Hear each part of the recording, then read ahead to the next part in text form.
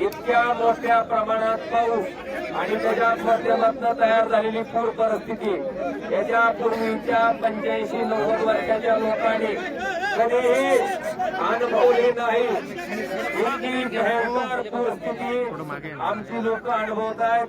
साहेब, नदीचं पात्र 4 kilometre उजवीकडं, 4 kilometre डावीकडं इतक्या मोठ्या प्रमाणात म्हणजे 9 किलोमीटरचं क्षेत्र अक्षरशः पाण्यामुळे खरडून गेलंय। त्याच्यातलं पीक खरडून गेलंय, विहिरी बुजल्यात, शेतकऱ्याची जनावरं वाहून गेलेत, शेतकऱ्याच्या घरात पाणी आहे, शेतकऱ्याचे लेकरं विचारत होते की आई आमचं दप्तर कुठं आहे।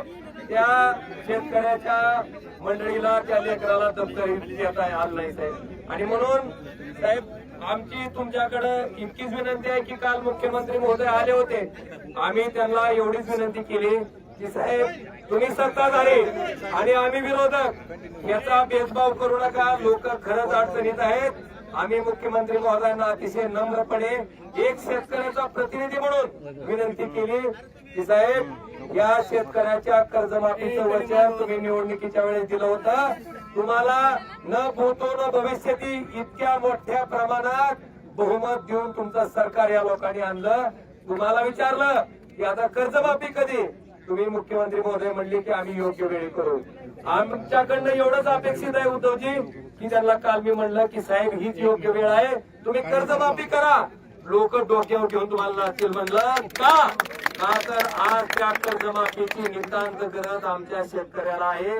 आमचा शेतकरी जगण्यासाठी पैसे मागताय साहेब। आम्ही त्यांना दुसरी विनंती केली की पंजाब सारखं छोटस राज्य एका हेक्टरला 50,000 रुपयाची मदत जर करत असेल तर महाराष्ट्रासारख्या प्रगत राज्यानं त्या ठिकाणी शेतकऱ्याला मदत करायला हरकत काय।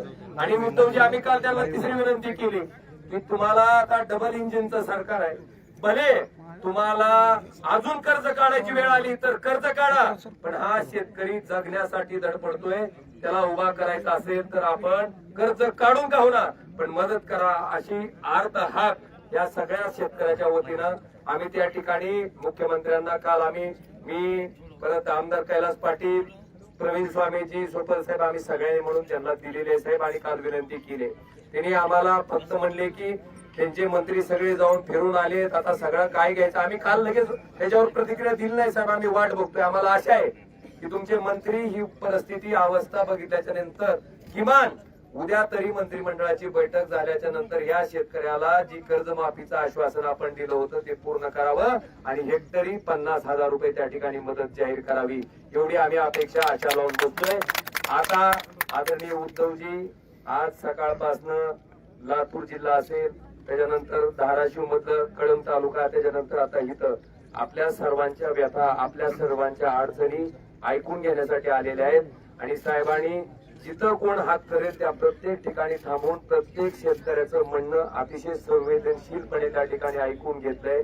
उद्धवजी, मला फक्त तुमच्या बाबतीत एकच सांगायचंय, ज्यावेळेस आपलं सरकार आलं त्यावेळेस उद्धवजी, तुम्ही कुठलीही निवडणूक नसताना किंवा मताच्या अपेक्षेनं कुठलाही विचार न करता खुर्चीत बसल्या बसल्या आमच्या शेतकऱ्याला कुठलीही अटी निकष न लावता त्या ठिकाणी 2 लाख रुपयाची कर्जमाफी त्या ठिकाणी दिली होती साहेब। तुम्ही विचार केला नाही की आता उद्या कोणचं मतदान आहे, मतदानाला लोक मतं टाकतील का।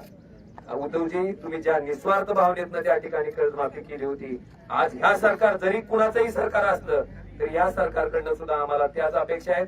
आदरणीय उद्धवजी आता आपल्या सर्वांबरोबर संवाद साधणार आहेत। साहेबांनी सकाळपासून आपली अतिशय जी भयंकर परिस्थिती झालेली आहे ती बघितलेली आहे। आदरणीय उद्धवजींना विनंती करतो की आपण सर्व शेतकऱ्याशी संवाद साधावा। आणि साहेबांनी आपल्या सगळ्याला आवाहन केलंय की बाबांनो, आम्ही तुमच्या सोबत आहेत, तुम्ही आत्महत्या केली, तुम्ही जर तुमचा जीव त्या ठिकाणी संपवला तर तुमचं कुटुंब त्या ठिकाणी उघड्यावर पडणार आहे। आणि उद्धवजी, काल आम्ही मुख्यमंत्र्यांना सुद्धा सांगितलं की बार्शी तालुक्यातल्या दहिटनातल्या शेतकऱ्यांना आत्महत्या केली, मात्रेवाडीच्या शेतकऱ्यांना आत्महत्या केली, आज मला कळालंय कारी मध्ये त्या ठिकाणी शेतकऱ्यांना आत्महत्या केली। मग आमची उद्धवजी तुम्हाला इतकीच विनंती आहे की सरकार तुमच्याशिवाय नमणार नाही आणि तुमचा दबाव त्या सरकारवर असणं गरजेचं आहे। ह्या मायबाप शेतकऱ्याचं पुण्य त्यांची तुम्हीच वाटून घेऊ शकता आणि तुम्ही संवेदनशील आहे, तुम्हाला यांची व्यथा, यांची अडचणी तुम्हाला समजतात आणि ह्या सगळा शेतकरी तुमच्यावर आशा लावून बसलेला आहे। तुम्ही एकदा आवाहन केलं तर शेतकरी सुद्धा खाली म्हणला की की साहेब तुमचा आधार आम्हाला आहे, आम्ही आत्महत्याची भाषा सुद्धा त्या ठिकाणी करणार नाही.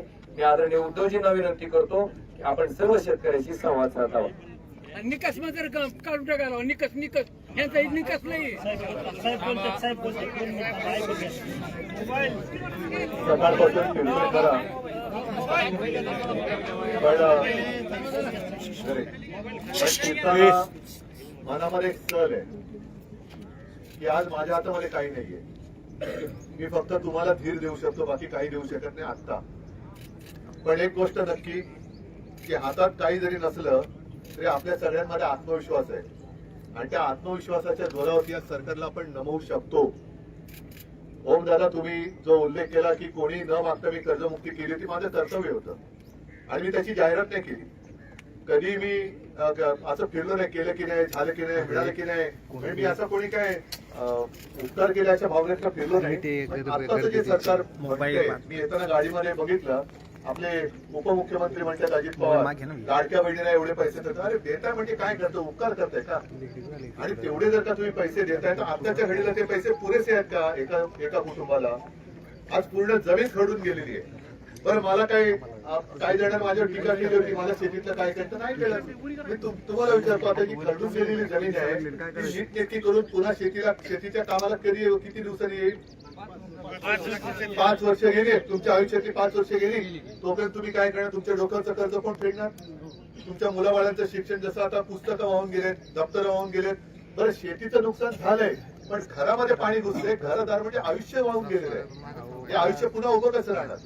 आणि मी तर ठरवलेलं आहे की या सरकारकडे संपूर्ण सरसकट कर्जमुक्ती करून घ्यायचीच, सरकारकडनं करून घ्यायचीच. आणि त्याच्यासाठी आजच मी सरकारला सांगतोय, जर रस्त्यावर उतरण्याची वेळ आमच्यावरती येऊ देऊ नका, पण जर वेळ आणली तर मी स्वतः तुमच्या मराठवाड्यातल्या शेतकऱ्यांसोबत कर्जमुक्तीसाठी रस्त्यावरती उतरल्याखेरीज राहणार नाही.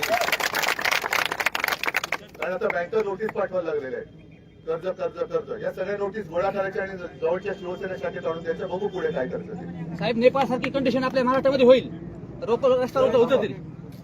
तर या सगळ्या नोटिसा आणून द्या. त्याच्यानंतर आता मुलांच्या फीचं काय करायचं? आणि सरकारने जी काय मदत जाहीर केलेली आहे, काय 2,000 कोटी, पण जर का एकत्र केले, मराठवाड्याचं जेवढं नुकसान झालं, आता महाराष्ट्राचं मी नंतर आपण त्याचाही विचार करू, पण मराठवाड्यामध्ये ही रक्कम विभागली त्यांनी 2,500 कोटी, तर शेतकऱ्याला काय मिळतंय? किती पैसे मिळत आहे? एकरी 3400, बरोबर ना? एकरी 3400. आता जे नुकसान झाले, आता सुद्धा इकडे पाणी भरले, म्हणजे एक शेत आहे का शेत तळ झालेलं आहे, हे साफ करायला किती खर्च येणार? त्याच्यानंतर सगळं ते नीट नेटक्या करायला आता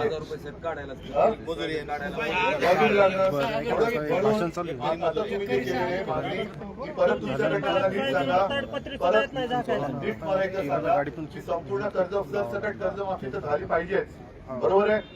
आणि आता जी मदत केलेली आहे साधारणतः जी काय केली 3400 रुपये एकरी, पण हेक्टरी जी काय त्यांनी केले ती किती असायला पाहिजे? 1 लाख रुपये असायला पाहिजे. मिनिमम 50,000 रुपये पाहिजे साहेब. 50,000 रुपये. या 2 मागण्या आपण पहिल्या आता त्यांच्याकडनं करून घेऊ. बाकीचं पीक विम्याचे तर आनंदच आहे. तिसरा मोठी फसवणूक आहे. प्रधानमंत्री खरं म्हणजे आता त्यांनी मराठवाड्याचा दौरा केला पाहिजे. पंतप्रधान आता मराठवाड्यात आले पाहिजे. आता तो जो काय उत्सव करतात ना, आहे बघा इकडे कसा आक्रोश चाललेला आहे. पंतप्रधान, त्यांना मी आज तुमच्या माध्यमातून या सगळ्यांना आमंत्रण देतोय, मराठवाड्यात या शेतकऱ्याचं माझं जे काय आजचे पुसा आणि केंद्रातनं भरघोस मदत माझ्या महाराष्ट्रातल्या शेतकऱ्याला करा, ही माझी मागणी तुमच्या सगळ्यांच्या वतीने मी देशाच्या पंतप्रधानांना सुद्धा करतो. या सगळ्या गोष्टी करू. जसं मी सांगितलं की जर रस्त्यावर उतरण्याची वेळ आली तर मी तुमच्या सोबत खांद्याला कारण हे बघितल्यानंतर जीव असा कासावीस होतो. घरं उघडी पडतात. घरातला करता कोण मुलगा असेल, पती असेल, वडील असतील, निघून गेल्यानंतर घरांनी करायचं काय?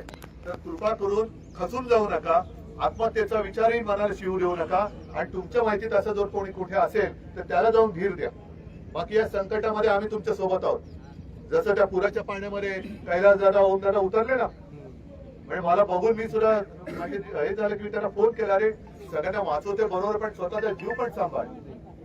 तर हे असे सगळे तुमच्या मदतीला धावून येणारे सैनिक आहेत, तुम्ही त्याची काळजी करू नका. तुमच्या मागण्यांना आपण पूर्ण करून घेण्याचं जे काय काम आहे ते करून आपण घेऊ म्हणजे घेऊच, फक्त तुम्ही धीर सोडू नका. बाकी अनेक गोष्टी, काही जणांची गुरं वाहून गेले, शेळ्या वाहून गेले, ज्यांच्याकडे गुरं आहेत त्यांना खायला घालायला कडबा नाहीये. मी आता येताना बघितले एक सारी ताई होती, तिने सांगितलं की कुठल्या मंदिराच्या बाजूला, यमाई मंदिराच्या बाजूला माझं घर आहे, घरामध्ये पाणी आहे. गेलो बघितलं, घरामध्ये छोटी छोटी मुलं आणि सगळं पूर्ण ओलं झालंय. कसं जगायचं कसं? म्हणजे घरात चिखल झालाय. शेतीचं तर झालेलंच आहे, शेतकऱ्याला कर्जमुक्ती तर झालीच पाहिजे, कर्जमाफी झालीच पाहिजे, पण यांचं घरदार उद्ध्वस्त झालंय. त्याची सुद्धा काहीतरी एक भरपाई मिळाली पाहिजे ना. भरपाई म्हणजे काही उपकार नाहीये, पुन्हा एकदा उभं राहायला पाहिजे. आणि त्यासाठी आज तुम्हाला मी दिलासा द्यायला आलेलो आहे. खंबीर राहा, शिवसेना तुमच्या सोबत आहे, काही काळजी करू नका. सरकार किती जरी मस्तीत वागलं तरी त्याला झुकवण्याची ताकद आपल्या सगळ्यांमध्ये आहे. ती ताकद गमावू नका. सगळ्यांना फक्त एवढंच सांगतोय, परत सांगतोय, हात जोडून आत्महत्येचा विचार मनात सुद्धा आणू नका. सगळ्यांना बस वाघासारखं राहायचं. संकट येईल, संकट जाईल, एकमेकाचा हात हातात धरून संकटातून बाहेर पडू. जय महाराज.